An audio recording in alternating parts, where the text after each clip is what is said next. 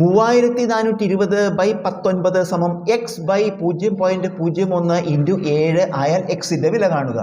ഒരു സമവാക്യം നമുക്ക് തന്നിട്ടുണ്ട്, നിന്ന് എക്സ് കാണണം. എക്സ് കാണുമ്പോൾ ഈ ഭാഗത്ത് നമുക്ക് രണ്ട് സംഖ്യകൾ ഹരണം ആയിട്ട് കൊടുത്തിരിക്കുകയാണ്. 3420/19.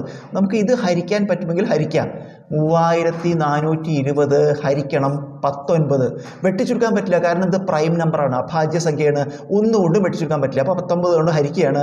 34 ഒരു 19 കുറയ്ക്കുമ്പോൾ 15 എന്ന് വരും. അടുത്തക്കം 2 152. ഇതിൽ 8 തവണ 8 19 ഗുണിക്കുക. 8 × 9 72, ശിഷ്ടം 7.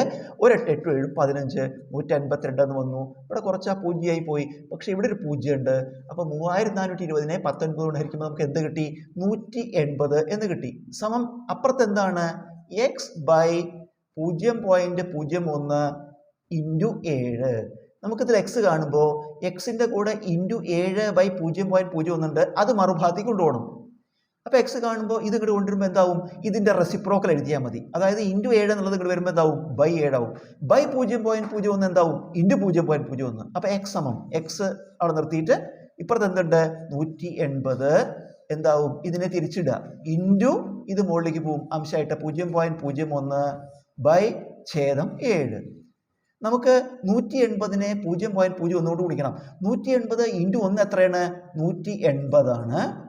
എന്നിട്ട് 2 ദശാംശ സ്ഥാനം നീക്കണം. അപ്പോൾ എന്താവും? ഇവിടെ പോയിന്റ് വരും. അപ്പോൾ ഈ 0ന് വരില്ല. അപ്പോൾ എന്ത് വന്നു? 1.8 എന്ന് വന്നു. 1.8/7. ഇനി ഇത് ഹരിക്കണം. ഹരിക്കുമ്പോൾ ദശാംശം മാറ്റണം, ദശാംശം നീക്കണം. ഇവിടെ ദശാംശം കേട്ട ഒരു സ്ഥാനമാണ്. ഒരു സ്ഥാനം വലത്തോട്ട് നീക്കുമ്പോൾ അംശം എന്തായി മാറും? 18 എന്നായി മാറും.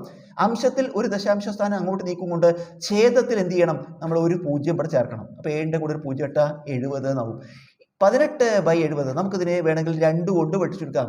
9 2 18, 35 2 70. എക്സിൻ്റെ വില 9/35.